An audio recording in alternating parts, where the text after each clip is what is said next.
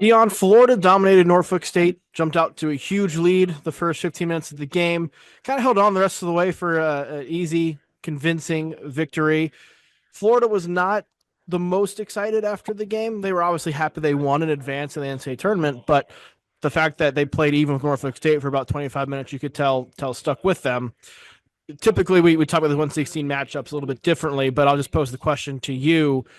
Are you more like happy with the way Florida played the first 15 minutes of that game, where they looked like the unstoppable force they've been for most of the season, or are you more concerned with what they showed the last 25?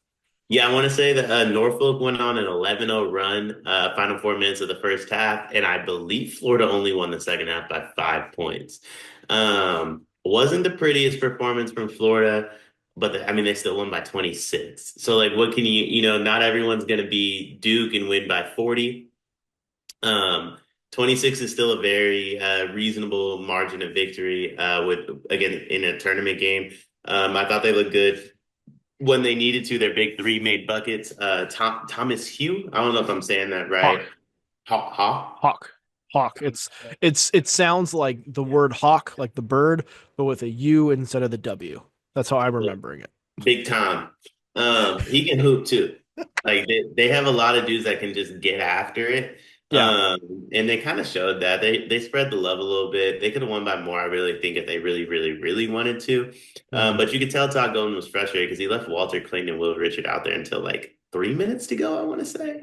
Yeah, well, Richard didn't make a shot until the end, and he gave a big like thank you at the end that one of them finally went. Walter Clayton, I'm glad you brought him up because he came out just on one in this game. The stuff he was shooting was patently absurd, and the stuff he was making was patently absurd. When he plays like that, maybe a little bit more reined in, but with that level of aggression, like that's the Florida team that wins the national championship. Yeah. One of the announcers said it best too when speaking about Elijah Martin. He goes, that just goes to, he was talking about Elijah Martin, how good he was playing. He goes, this just shows how good those FAU teams were. Dusty May's been phenomenal. Everywhere the transfers from FAU went, they've been playing phenomenal. And Elijah Martin, just another reason behind that.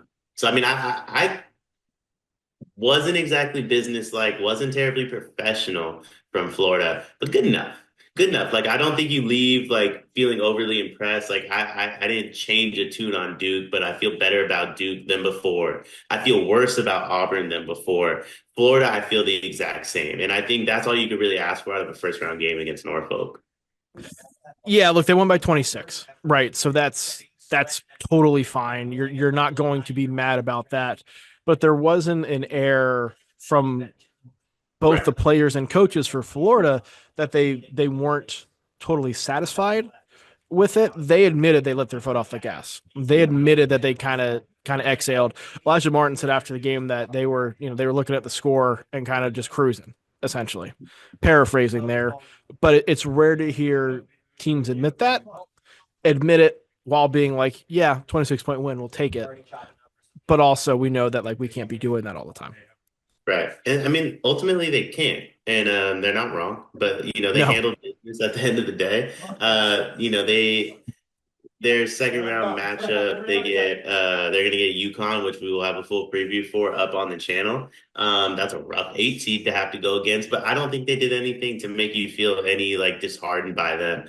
You're just not overly excited either, the way we're overly excited about like the Dukes of the world seeing Cooper Flag is healthy, maybe never was hurt.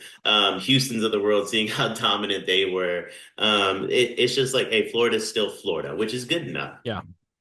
It is. And I mean, that first 15 minutes was maybe the most impressive basketball I've seen this week. You know what I Gonzaga. mean? Well, Gonzaga. Gonzaga start is up there. Thank you for that reminder.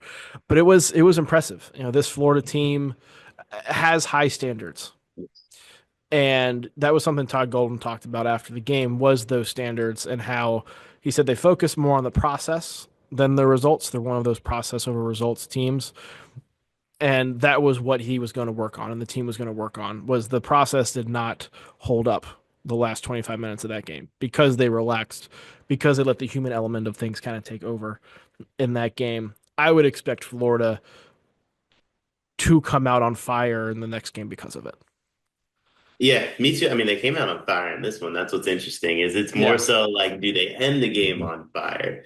And was this one of those wake up calls? I think every great team. Whoa, Jaden Akins. I got Michigan State Brian on to my left. Michigan State kind of opened it up, and Jaden Akins just had a monster dunk on a fast break. Like that, some teams need that wake up call. Braun used to talk about it all the time, like on his Cavaliers team specifically. You sleepwalk, you sleepwalk, you sleepwalk. Okay, you're down 2-1 to the Toronto Raptors. I'll just go win three straight now, and then we'll roll the rest of the way. This is the perfect type of wake up call because it wasn't necessarily a game that was ever like in question, but at the same time, Florida can be like, well, we didn't do enough. So they're able to wake themselves up from it, kind of look themselves in the mirror, and know we have another gear, while also like winning a game by 26. I mean, they're up what Right. 20 what Norfolk went on an 11-0 run and they were still down 21 at halftime. It Like it it felt very much like the YouTube clip where Chris Paul hits a three to cut the lead to 46 or whatever it was.